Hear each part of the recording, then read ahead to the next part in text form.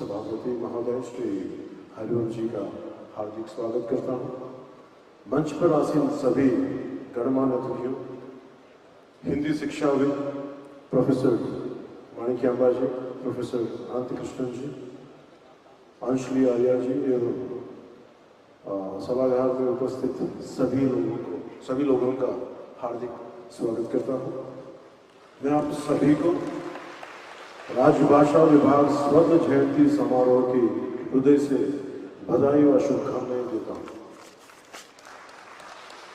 साथ ही मैं पूरे देशवासियों को इस हिंदी दिवस की हार्दिक शुभकामनाएं देता हूँ।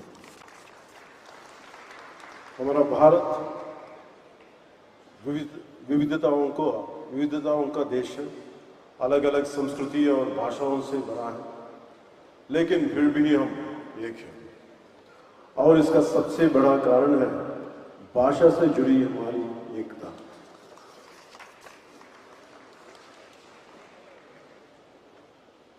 वो कहते हैं ना, कोस कोस पर बदले पानी, चार कोस पे वाणी। ऐसा ही एक उदाहरण नॉर्थ ईस्ट में अरुणाचल प्रदेश का है, जहां 50 से ज्यादा ट्राइबल लैंग्वेज बोली जाती है, पर एक कॉमन भाषा के रूप में हिंदी उन्हें जोड़ती है।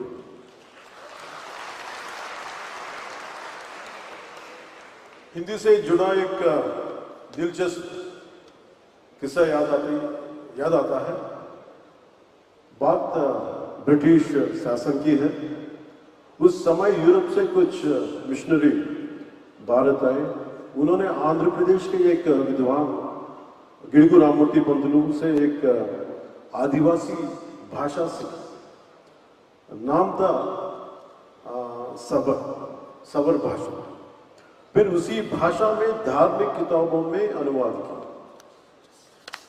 सोचे, जब विदेशी लोग हमारी भाषाएं सीख सकते हैं, हम जर्मनी जाते हैं कमाने के लिए तो जर्मनी सीखते हैं, जापान जाते हैं तो जापानी, तो हम अपनी ही हिंदी भाषा से इतना डरते क्यों? ये डर क्यों? छुपा क्यों? झिझक क्यों? हम ये नफरत छोड़नी चाहिए, झिझक छोड़नी है। हिंदी कोई जबरदस्ती की चीज नहीं है। ये एक ऐसी भाषा है जो पूरे देश में आसानी से समझी जाती है। सोचिए,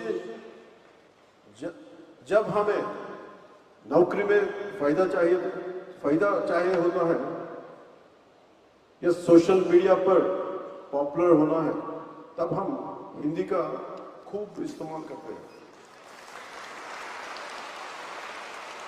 पर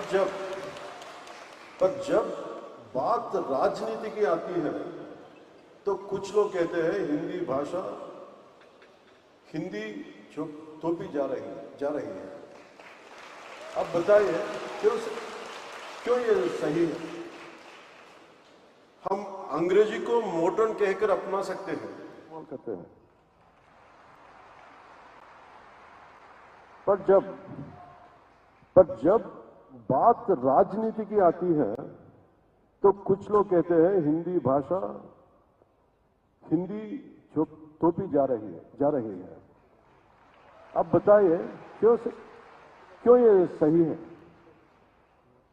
हम अंग्रेजी को मॉडर्न कहकर अपना सकते हैं, तो हिंदी को अपनाने में शर्म कैसी?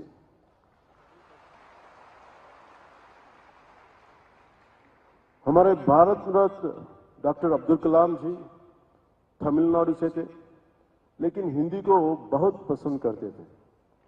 वो कहते थे, भाषा वो होनी चाहिए जो दिलों का जोड़े। तो आइए हिंदी को भी इसी नजरिया से देखें, ना तो जबरदस्ती करें ना विरोध, बस समझो और अपनाएं।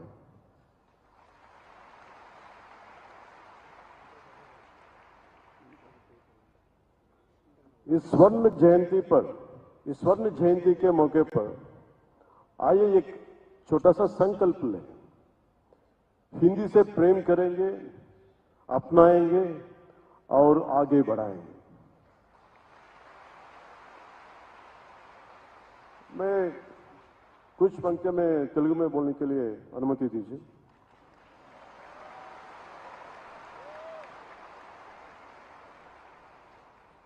ఒక బెంగాలీ గీతం, జాతీయ గీతమైంది. ఒక పంజాబీ భగత్ సింగ్ భారతదేశానికి ఒక రెవల్యూషనరీ